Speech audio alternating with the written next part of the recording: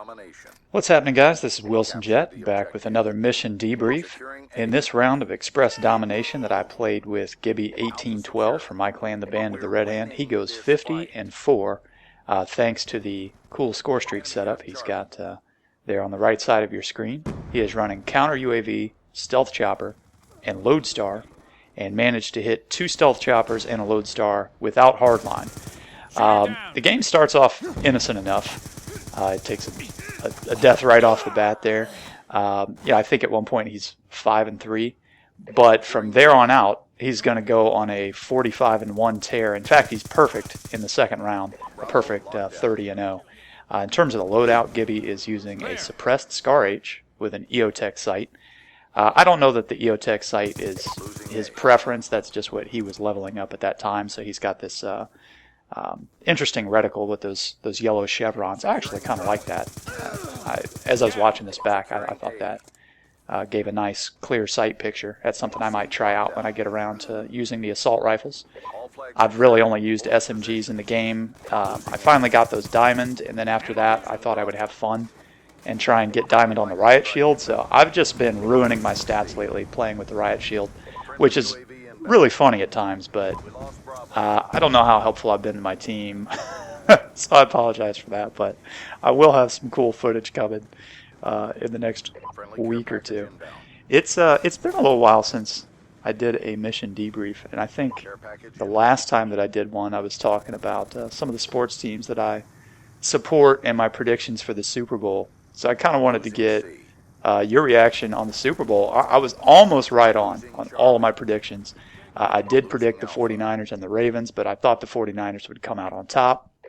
For what it's worth, I still think they're the better team.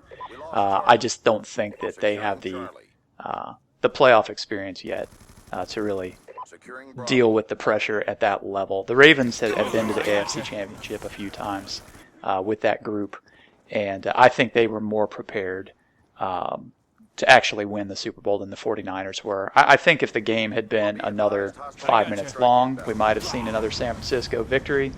But they'll be back. They'll be back for sure. That Baltimore team, they really had to, I don't know, they ran the gauntlet. There was a lot of good luck on their side to even be there on the first place. I'm not completely sold on Baltimore. But what I really wanted to ask you about is what you thought about Beyonce. There has been a lot of debate going on with me and some of my classmates at the university.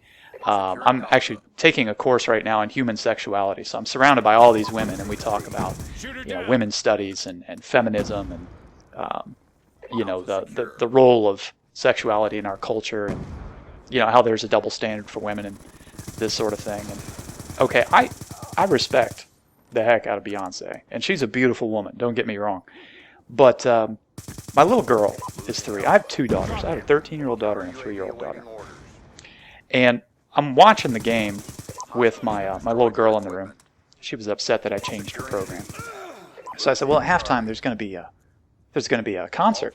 There's going to be music and fireworks and stuff, and so she was excited about that. I actually let her stay up a little bit late so that she could watch the halftime show with Beyonce, because Beyonce, not too bad. I figured my little girl could watch that with no problem. So Beyonce comes on, and she's got a pretty gappy, bustier with a lot of side boob, and basically no pants. That's kind of become her thing lately. And hey, I like seeing Beyonce's legs as much as the next guy. But it got me to thinking.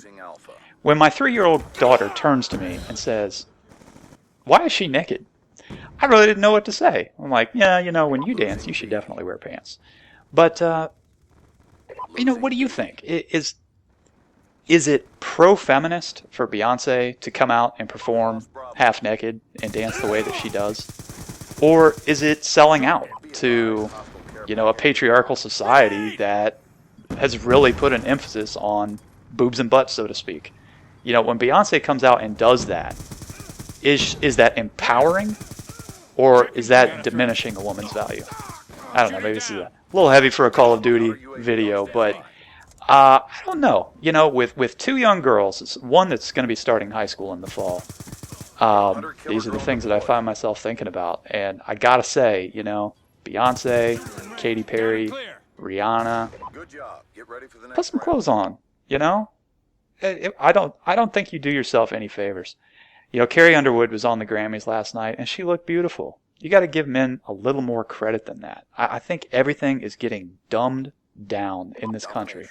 That we're just a nation of idiots. I don't have to have Katy Perry's cleavage directly in my face in order to recognize that she has a nice bosom. You know what I'm saying? So, anyway, speaking of dumbing things down, let's talk about some of the gameplay that you're going to see here in a moment and how a person might typically react to the absolute ass-kicking that Gibby is about to put on them. Alright, in order to hit these score streaks, he has had to take a little bit of a measured approach. And I'm absolutely fine with that. You know, when you've got your score streak set up like this, and you hit a good patch of gameplay, you find yourself on a good run. Personally, I don't want you to go rushing around and looking for trouble. I think the best thing that you can do to help your team at that point is what Gibby has done here. Make sure that you understand where the action is and how to approach it. How to get your points in order to hit your streaks and help your team. Because once Gibby hits this stealth chopper, paired with the counter UAV, which is also pretty clever, because if you layer the stealth chopper and the counter UAV, you're getting 35 points for every kill from the stealth chopper. That helps you get to your lodestar a little sooner. Okay, so right now, is he camping? Personally, I say no. I don't think that's camping. That's waiting. There's a difference between waiting and camping. He waited until he knew that there were two people in that control booth so that he could go get the kills that he needed in order to hit the lodestar. Because once he hits the lodestar, it's game over. That was absolutely the best thing that he could do for the team. Right here, he's letting his score streak do all the work for him. And he's looking for things on his minimap. And now that he realizes, okay, the action is going to be coming from the C flag and they're moving toward the center, he's going to go get the 2 or 3 remaining kills that he needs in order to hit the lodestar. I have no problem with that. I don't think that's camping at all. I think that's smart gameplay, especially on an objective-based game like Domination. To me, camping is when you completely abandon the flow of the gameplay in order to go lone wolf and sit in a dark corner of a room blocked by equipment in order to farm kills. Or you're going to sit at the back of the map with a target finder and just wait for people to run in front of you. And you're completely ignoring wins, losses, objectives, what's happening in the game. You're purely out for yourself. To me, that's camping. And that's not what's happening here. In fact, we had a couple random guys that were playing with us. Gibby continued to do this for the next 2 or 3 games. And they were cheering him on. They were like, oh, we love this guy. Because he was helping the team get wins. He had several games of 35, 40 kills where he was hitting the lodestar multiple times. And the team was cheering him on. That's the way it should be. And it does require a little bit of a measured approach. I get so tired of hearing the word camp in the lobby. Camp is something that people say when they're getting beat and they don't know how to respond. This isn't camping. And in some of the videos that I'll be posting in the next week or so, you're going to see some instances of calm, measured, intelligent gameplay that some might call camping. I think it's winning. And I was pretty pleased with this. To me, this is a manual for how to win a game of Express Domination.